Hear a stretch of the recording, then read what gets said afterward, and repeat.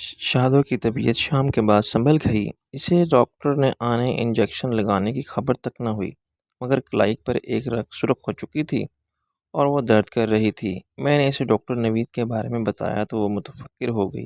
کیا انہوں نے وہی جو تم کہہ رہی تھی، معمولی بخار ہے؟ انہوں نے مجھے غور سے دیکھا، پھر یہ انجیکشن اور گولیاں۔ میں نے کہا، اب کیا میں ڈاکٹر سے بحث کرتا؟ یہ بتاؤ، بھوک لگی؟ ہاں، کمزوری محسوس ہو رہی ہے کچھ۔ وہ اٹھ بیٹھی۔ پھر اٹھنے کی کیا ضرورت ہے؟ ناصر، مجھے جانا ہے، وہ بولی۔ دماغ خراب ہے تمہارا؟ کہاں جانا اتنا ضروری ہے؟ آفس، میں نے فون کر کے سب کو بلایا تھا، وہ بولی۔ شادو، ہم کل بھی جا سکتے ہیں۔ اس نے انکار کر دیا۔ نہیں، اس معاملے کو ٹالا نہیں جا سکتا۔ میں نہا کے کپڑے بدلتی ہوں، ابھی کافی کے ساتھ کچھ کھا لوں گی، بالکل ٹھیک ہو جاؤں گی۔ تم بالکل فکر مت کرو۔ مگر کیا تمہارے کپڑے ٹھیک نہیں ہیں؟ میں چاہتی ہوں کہ تم کوئی اچھا سا سوٹ پہن لو، ٹائی لگا کے چلو میرے ساتھ۔ میں نے احتجاج کیا۔ شادو، اس نے میرے منہ پر ہاتھ رکھ دیا۔ تم انکار نہیں کر سکتے؟ میں نے اس کی کلائی تھام کے ایک گہری سانس لی۔ اوکے۔ وہ میری آنکھوں میں دیکھتی رہی اور مسکرائی۔ میں نے اس کا سر اپنے سینے سے لگا لیا۔ اپنا وعدہ مت بھولنا، تم وہی کرو گے جو میں چاہوں گی۔ میں اس کے بالوں پر ہاتھ پھیرتا رہا۔ ہاں، ایسا ہی ہوگا شادو، مگر ہاشمی صاحب کا کوئی سوٹ نہیں پہنوں گا میں۔ وہ ہنسی۔ تمہیں آئے گا بھی نہیں۔ ہم گھر جائیں گے پہلے، وہاں تم کپڑے بدلنا۔ ذرا علی نواز سے کہو گاڑی لائے۔ نہیں والی، میں نے کہا، میں کہتا ہوں لیکن ڈرائیونگ میں کروں گا۔ 1 گھنٹے بعد ہم نئی چمکتی دمکتی گہرے نیلے رنگ کی ہونڈا سوک پہ آ کے بیٹھ گئے۔ شادو بہت ایکسائٹڈ تھی۔ اس کی طبیعت کچھ ضرورت سے زیادہ ہی ٹھیک ہو گئی تھی۔ شاید اس نے اپنی قوت ارادی سے کمزوری پر قابو پا لیا تھا۔ اس نے بہت شاندار ساڑی بہت خوبصورتی سے باندھی تھی اور اس کا میک اپ بھی کمال کا تھا۔ وہ ایک انتہائی حسین اور باوقار، سنجیدہ اور ہوشیار خاتون دان نظر آ رہی تھی۔ میں سمجھ گیا کہ یہ تیاری آفس میں ایک با اختیار مالکن کی رول کے نبھانے کے لیے تھی۔ وہ کسی کے سامنے ہلکی اور کمزور، ناسمجھ اور بے اعتماد نظر آنا نہیں چاہتی تھی۔ جب شادو کی تیاری کا مقصد سمجھ میں آ گیا تو میں نے اپنے آپ کو بھی اس رول کے لیے تیار کر لیا، جس میں میری اداکاری کی آزمائش تھی۔ مجھے صرف شادو کو ہی سپورٹ نہیں کرنا تھا، مجھے اپنی اتھارٹی بھی اسٹیبلش کرنی تھی، اور اپنے سے زیادہ عمر، تجربہ اور تعلیم رکھنے والے چالاک اور زبان کے تیز مگر ماتحت وکیلوں کے جارحانہ رویے سے جارحیت کے ساتھ نمٹنا تھا۔ مجھے عملاً یہ ثابت کرنا تھا کہ باس ہمیشہ باس ہوتا ہے، خواہ وہ مرد ہو یا عورت، نہ تجربہ کار ہو یا کم عمر۔ اصل طاقت ہوتی ہے اختیار کی اور اعتماد کی، اور پوزیشن جس کی بنا پر ان پڑھ باس ایک پی ایچ ڈی کو اپنے نقصان کی پرواہ کیے بغیر کھڑے کھڑے برطرف کر سکتا ہے۔ اس قسم کی صورتحال میں شادو جیسی عورت کی مشکلات کیا ہو سکتی ہیں، اس کا میں خوبی اندازہ لگا سکتا ہوں۔ ہاشمی اینڈ کمپنی عدالتی اور قانونی معاملات میں لوگوں کی مدد کرتی تھی، خواہ معاملات دیوانی ہوں یا فوجداری۔ لوگوں میں ایک عام آدمی بھی شامل تھا جو کمپنی کے فراہم کردہ وکیل کی فیس ادا کرنے کی استطاعت رکھتا تھا، اور ادارے بھی جو آپس کے لین دین میں معاہدے کی خلاف ورزی یا حکومت کے محکموں کے خلاف رٹ پر ہاشمی اینڈ کمپنی کی خدمات حاصل کرتے تھے، اور کمپنی کیس کی نوعیت کو دیکھتے ہوئے فیس وصول کرتی تھی، اور ایک وکیل یا وکیلوں کے پینل کو کیس کی پیروی پر مامور کر دیتی تھی۔ کمپنیوں کے مقدمات میں labour laws, income tax, union کے جھگڑے ہوتے تھے۔ سیاسی اور آئینی نوعیت کے مقدمات عموماً وکیلوں، شہری تنظیموں یا سیاسی جماعتوں کی طرف سے دائر کیے جاتے تھے، اور ان کی پیروی عام طور پر خود مرحوم ہاشمی صاحب کرتے تھے۔ ان کی پیشہ ورانہ گڈ ول کا سارا دار و مدار ایسی مقدمات پر تھا جن کی رپورٹنگ اخبارات میں سیاسی اور آئینی تجزیہ نگاروں کے کالم میں بھی موجود ہے، اور رائے عامہ کی دلچسپی سے جتنا فائدہ مقدمہ کرنے والے کو یا اخبار کو ہوتا تھا، اتنا ہی ہاشمی صاحب کو بھی پہنچتا تھا۔ کوئی لیگل کمپنی کی خدمات نجی نوعیت کے چھوٹے موٹے مقدمات کے لیے حاصل نہیں کرتا، بڑے مقدمات کا معاوضہ بھی بڑا ہوتا تھا، اور اعلیٰ عدالتوں میں کیس لڑنے والے وکیل بھی بڑے ہوتے تھے۔ ان کے مقابلے میں کسی معمولی وکیل کی نہیں چلتی تھی، تو شادو کی کیسے چل سکتی تھی، جو میٹرک پاس، انٹر فیلیاں بقول بیگم ڈاکٹر مشہود 2 ٹکے کی فقیر زادی تھی۔ بیگم ہاشمی بن جانے سے اس کا معاشرتی اور شرعی اور قانونی طور پر بلند ہو گیا تھا۔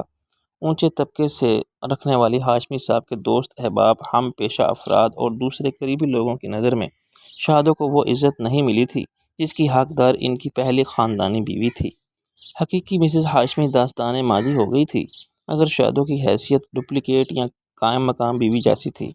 اگر وہ پہلی بیوی کے مقابلے میں زیادہ عالی نسب ہوتی تو شاید ایسا نہ ہوتا۔ ہاشمی صاحب کا سب کے دست راست ایک پٹھان تھا جس کا صحیح نام گلباز خان یا کچھ ایسا ہی تھا۔ بلا شبہ وہ ایک راست گو اور اچھا آدمی تھا۔ ہاشمی صاحب کے بعد لیگل فرم کی سربراہی خود بخود اس کے تفویض ہو گئی تھی۔ کمپنی کے قانونی اور مالی معاملات حسب سابق چل رہے تھے۔ میں ان میں شادوں کا کوئی عمل دخل نہیں تھا۔ عدت کے زمانے میں وہ مجبور تھی، لیکن اس کے بعد بھی کمپنی کے طریقہ کار کو سمجھنا اور کسی سے انتظامی امور پر بات کرنا اس کے لیے مشکل ہی نہیں، عملاً ناممکن تھا۔ میرے لیے اب شک و شبے کی کوئی گنجائش ہی نہیں رہی تھی کہ شادوں نے مجھے کچھ کہا تھا کہ جو میرا ہے وہ تمہارا ہے، تو اس کی مراد اس کمپنی سے بھی تھی کہ جس کی وہ مالک تھی، پورے کی یہاں میں آدھے کی۔ اس نے بڑی ہوشیاری کا مظاہرہ کرتے ہوئے میری جذباتی کمزوری کو ایکسپلائٹ کیا تھا اور مجھے قسموں اور وعدوں کی زنجیر سے باندھ کے اپنی ہر بات ماننے کا پابند کر دیا تھا۔ بات صرف ایکسپلشن کی نہیں تھی۔ اگر مجھے احساس ہوتا کہ شادو میرا جذباتی استحصال کر رہی ہے اور مجھ سے ناجائز فائدہ اٹھا رہی ہے، تو میں اس کی قسموں اور اپنے وعدوں کی پرواہ ہی نہیں کرتا۔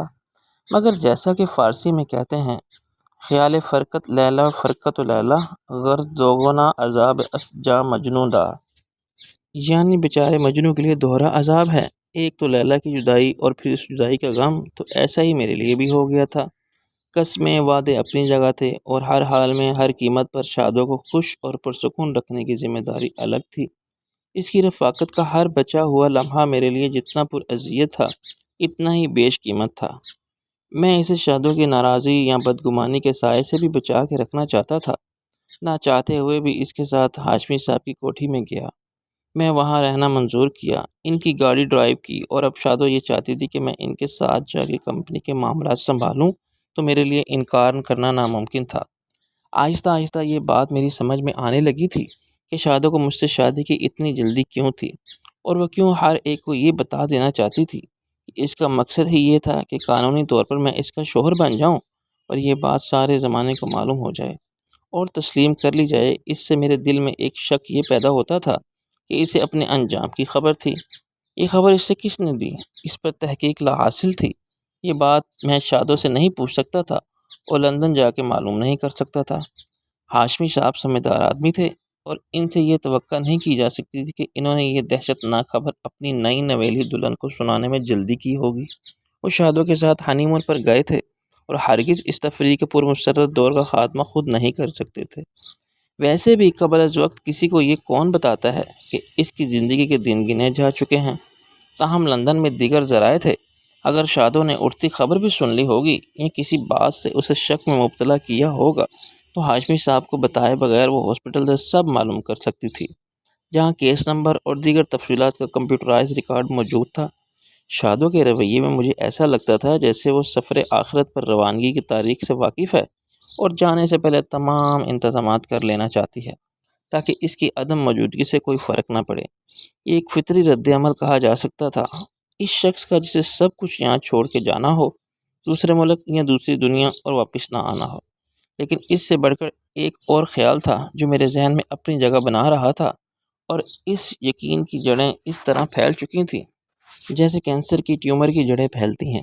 پرائمری یعنی اصل رسولی دماغ یا پیٹ میں ہو تو سیکنڈری علامت جس کے دوسرے حصوں میں نمودار ہو جاتی ہے، زمین کے اندر پھیلنے والی بیل کی طرح جس کو اوپر سے کاٹ دیا جائے اور اس کی کونپلیں کہیں دور نکل آتی ہیں۔ مجھے یوں لگتا تھا جیسے شادو نے محبت میں اپنے آپ کو مجھ پر قربان کر دیا تھا، صرف جذباتی طور پر نہیں، جسمانی طور پر بھی۔ اس نے مجھ سے بے وفائی نہیں کی تھی اور نہ دولت کی حرص میں اپنے آپ کو ہاشمی صاحب کے سپرد کیا تھا۔ اس نے میری امانت میں خیانت نہیں کی تھی۔ اس نے جانتے بوجھتے خود کو میری راہ سے ہٹا لیا تھا کیونکہ وہ سمجھتی تھی کہ میری محبت کی دیوانگی میرے مستقبل کے لیے ایک خطرہ بن گئی ہے۔ اگر وہ مجھ سے شادی کر لیتی تو میری ترقی کے راستے مسترد ہو جاتے، میں ازدواجی زندگی اور بچوں کی پرورش کی ذمہ داریوں کے پہاڑ تلے دب جاتا، سب نہ کر پاتا جو میں چاہتا تھا، جو شادو چاہتی تھی کہ میں کروں۔ اس نے یہ سوچا کہ ہاشمی صاحب کی بیوی بن کے وہ مجھے زیادہ فائدہ پہنچا سکتی ہے۔ بے شک اس کی بے وفائی اور جسم فروشی پر میں کچھ دن بہت آنسو بہاؤں گا اور اسے بہت گالیاں دوں گا، مگر بالآخر وقت کی چارہ گری میرے زخم دل کو قرار عطا کر دے گی۔ میں اسے بھول کے بھی اب پھر اپنی زندگی کی ان عظیم خواہشات اور اعلیٰ مقاصد کے حصول کی جد و جہد میں مصروف ہو جاؤں گا۔ جن کی اہمیت شادو جیسی لڑکی کی محبت اور اس کے حصول کی خواہش کے مقابلے میں کہیں زیادہ تھی۔ شادو نے جیسا سوچا تھا وہی ہوا، بلکہ اس سے کہیں زیادہ ہوا۔ قدرت نے اس کی نیت کے خلوص اور اس کی محبت کے لیے قربانی کے بے مثل مظاہرے کو شرف قبولیت بخشا۔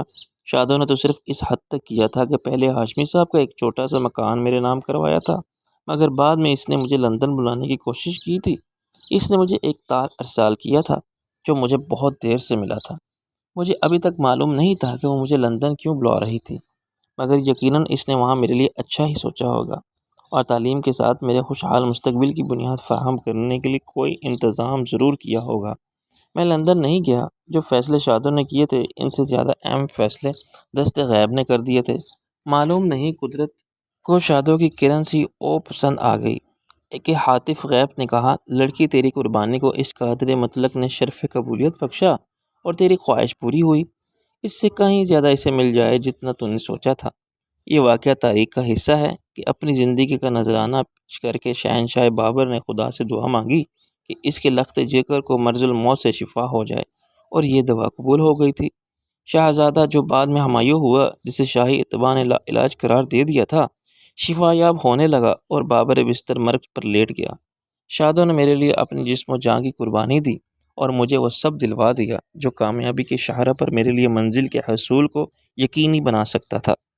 اور اگرچہ اس میں شادو کی کوشش کو دخل نہ تھا، مگر اس کی خواہش تھی کہ تکمیل کے اسباب کاتب تقدیر نے پیدا کر دیے۔ ہاشمی صاحب اچانک دل کے ہاتھوں مجبور ہو کے اور اپنا سب کچھ شادو کے لیے چھوڑ کے رخصت ہوئے۔ شادو کو اتنی مہلت دی گئی کہ وہ اپنی قربانی کے ثمر سے مجھے فیض یاب ہوتا دیکھ لے۔ اگر ایسا تھا تو کیا میں شادو کے بارے میں اپنی گندی سوچ اور اپنی حاضہ سرائی سے گناہ کبیرہ کا مرتکب نہیں ہوا تھا؟ وہ جس نے اپنا آپ اس محبت پر قربان کیا، اپنے ارمانوں کا گلا گھونٹا، اپنے حسن و شباب کو رہن کیا، جس کے ساتھ روح پر مجبوری کا آزار جھیلا، میں نے اسے فاحشہ، ہوس پرست، دغا باز اور ذلیل کہا، سمجھا اور مانا۔ ایسا سوچتے ہوئے میری روح لرزنے لگتی تھی۔ خداوند، میں اس گناہ کا کفارہ کیسے ادا کروں گا؟ میں شادو سے کیسے اور کن الفاظ میں معافی مانگوں؟ اب تو اس وقت کا ہی نہیں رہا۔ اچانک میں شادو کی محبت کے لیے دی گئی ناقابل تصور قربانی کے پہاڑ جیسے بوجھ سے دب گیا ہوں اور سانس تک نہیں لے سکتا۔ اس نے میرے ہونٹ سی دیے تھے اور میرے ہاتھ باندھ دیے ہیں۔ کچھ نہ کہو، کچھ بھی نہ کہو، جو میرا ہے وہ تمہارا ہے، کیونکہ میں نے عدم سے وجود اور وجود سے پھر عدم کی مسافت صرف تمہارے لیے طے کی تھی، اور اس کے سوا میری زندگی کا کوئی مقصد نہیں تھا۔ میں تمہاری وجہ سے تھی اور تمہارے لیے تھی۔ سارا راستہ میں نے انہی سوچوں میں گم رہتے ہوئے گزار دیا۔ جب میں نے گاڑی اپنے گھر کے سامنے روکی تو مجھے شادو کا افسردہ چہرہ نظر آیا۔ میں نے کہا، کیا بات ہے، اتنی اداس کیوں ہو؟ یہ مجھ سے پوچھ رہے ہو تم خود اتنے رنجیدہ اور سنجیدہ لگتے ہو۔ وہ بولی، ناصر، مجھے معلوم ہے کہ تمہیں یہ سب ناپسند ہے۔ تم مجبوراً میرا ساتھ دے رہے ہو۔ ہر بیوی کا ساتھ شوہر کو دینا پڑتا ہے، لیکن تم میرے لیے بیوی سے پہلے بھی بہت کچھ تھی، آج بھی ہو، ہمیشہ رہو گی۔ میں نے لفاظی کا سہارا لیا۔ وہ کچھ خوش ہوئی۔ تم ایسا تو نہیں سمجھتے کہ میں نے تمہارا جذباتی استحصال کیا ہے زبردستی اپنی قسم دے کر؟ میں نے اس کی بات کاٹ دی۔ میں تو پہلے بھی کہتا تھا کہ تمہاری خاطر میں آسمان سے ستارے توڑ کے لا سکتا ہوں، پہاڑ پر سے ڈائریکٹ بحر الکاہل میں کود کے تمہاری مانگ میں سجانے کے لیے موتی نکال کے لا سکتا ہوں۔ یہ دنیا کے تمام سچے عاشقوں کے منشور میں لکھے ہوئے وعدے ہیں۔ وہ ہنس پڑی۔ بہت عرصے بعد تم اپنے اصل رنگ میں نظر آئے ہو۔ ڈاکٹر رانجھا اپنے کلینک کا دوبارہ افتتاح کرنے کی تیاریوں میں زور شور سے مصروف تھے۔ شور ان کا تھا، زور ان کے طریقہ علاج سے استفادہ کرنے والے چند عقیدت مندوں کا جو رضاکارانہ خدمات سر انجام دے رہے تھے، اور حیر کلینک کے بورڈ کو پرانی جگہ آویزاں کرنے کے لیے اٹھائے کھڑے تھے۔ 20 فٹ لمبے اور 4 فٹ چوڑے بورڈ کو بازوؤں کے سہارے بلند رکھنا کوئی آسان کام نہیں تھا۔ ہاں، بس تھوڑا اور۔ اوے کھمبے ہاتھ والے، کیا بھوکے آ گئے ہیں؟ چلو تم تھوڑا اٹھاؤ، بس۔ لکڑی کی سیڑھی پر چڑھے ہوئے ہتھوڑے کیل سے لیس رضاکار نے چلا کے کہا، ابھی دیکھ لو، پھر مت کہنا فرق گیا کیا۔ ٹھوک دوں؟ اوے ٹھوک دے یار، اللہ کا نام لے کر۔ رانجھا نے مطمئن ہو کے اجازت نامہ جاری کیا تو 10 فٹ کی بلندی پر ہتھوڑے والے نے یا علی کہہ کے کیل پر وار کیا۔ زاویہ غلط ہونے سے کیل اڑ گئی۔ ٹیوب لائٹ اڑتی ہوئی آئی اور نیچے گر کے ایک دھماکے سے پھٹ گئی۔ پھر بورڈ نیچے گرا۔ رانجھا چلانے لگا، اوے بیڑا غرق، عقل کے دشمن، میں نے کہا کہ پہلے ٹیوب لائٹ ہٹا لو۔ ویسے بھی میں نے لگائی تھی اسپاٹ لائٹ۔ بورڈ اٹھانے والے رضاکار پھر مستعد ہو گئے۔ سیڑھی کے اوپر برجمان انجینئر ہتھوڑا لہرا کے ان کا حوصلہ بڑھانے کی کوشش کر رہا تھا۔ کسی نے لطف لینے کے لیے کہا، او جی ڈاکٹر صاحب، اسپاٹ لائٹ لگا لی ہے تو اس پر تصویر بھی ایسی ہو کہ کسی معشوق کے جلوے والے کی نظر کو کھینچے۔ رانجھے نے خفگی سے کہا، اوے کوئی سینما کا پوسٹر نہیں لگا رہا ہوں میں، جلویدہ پتر۔ مقصد تو یہ ہے کہ پورے بورڈ کی ایک ایک حرف کو رات کے وقت روشنی میں اندھا بھی پڑھ لے، اور اندھا اگر ان پڑھ ہو پھر۔ شرارت پر آمادہ شخص بولا۔ ڈاکٹر رانجھا نے ٹوپی اٹھا کے سر کھجایا، پھر وہ گزر جائے سیدھا، آگے تعلیم بالغاں والا مرکز ہے۔ پھر اس نے مجھے دیکھا اور میری طرف لب کہا، اوہ واہ بھائی پتر، کیا لشکارے والی گاڑی ہے، خیر سے کتنے میں لی؟ میں نے کہا شادو کی ہے، وہ اوپر چلی گئی ہے۔ ڈاکٹر رانجھا کا جوش سرد پڑ گیا۔ ایک ہی اس کی ہے، یعنی جو ہاشمی صاحب تھا؟ گاڑی کی شان و شوکت اور چکا چوند سے مرعوب کھڑے لوگ اپنا کام بھول گئے تھے۔ رانجھا پھر ان کی طرف متوجہ ہو گیا اور میں اوپر چلا گیا۔ اس کی صورت کے تاثرات نے رانجھے کے دل کی بات کہہ دی تھی۔ اسے میرا اس گاڑی میں آنا اچھا نہیں لگا تھا، جو میری نہیں تھی۔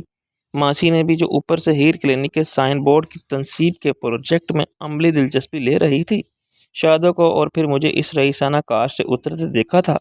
میں اوپر پہنچا تو شادو کے متاثر کرنے والے لباس اور انداز کو غور سے دیکھ رہی تھی۔ کہاں چلے گئے تھے تم دونوں؟ سارا دن کہاں رہے تھے؟ اور اس وقت شاہی سواری کہاں سے آ رہی ہے؟ اس نے مجھے مخاطب کر کے کہا۔ میں نے کہا، ہم ذرا شادو کے گھر گئے تھے، کچھ کام نپٹانے تھے، اس وقت وہیں سے آ رہے ہیں۔ ٹھیک ہے بھائی، اس نے طنز سے کہا۔ ہمیں کہا کہ یہاں آ جاؤ اور خود چلے گئے۔ اس کوٹھی میں رہنے یہاں کیا تکلیف تھی تجھے؟ میں نے کہا، ماسی اس وقت مجھے ایک ضروری کام سے جانا ہے، میں واپس آ کے بات کروں گا۔